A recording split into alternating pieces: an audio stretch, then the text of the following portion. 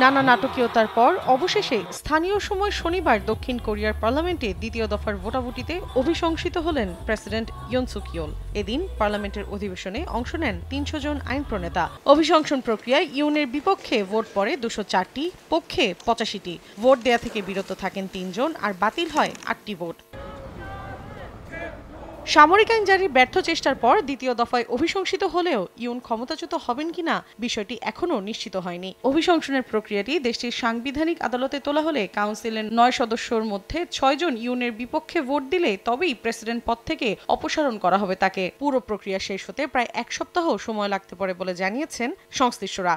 এরপর পরবর্তী প্রেসিডেন্টের জন্য ৬০ দিনের মধ্যে একটি নির্বাচনের ব্যবস্থা করবে দেশটির সরকার। আপাতত দেশটির ভারপ্রাপ্ত প্রেসিডেন্টের দায়িত্ব পালন করবেন হান ডাকসু।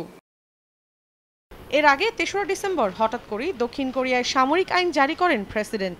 মুহূর্তেই বিক্ষোভে ফেটে পড়েন দেশটির বাসিন্দারা। কয়েক ঘন্টার ব্যবধানে জনরোষ ও পার্লামেন্টের বিরোধিতার মুখে পড়ে মার্শাল ল আদেশ প্রত্যাহার করেন তিনি। এরপর গত শনিবার পার্লামেন্টে অভিশংসনের দাবিতে ভোটাভুটি হলে নির্দিষ্ট সংখ্যক আইন প্রণেতা অংশ না নেয়ায় প্রথম দফায় উতরে যান প্রেসিডেন্ট ইয়ন সুক ইয়োল।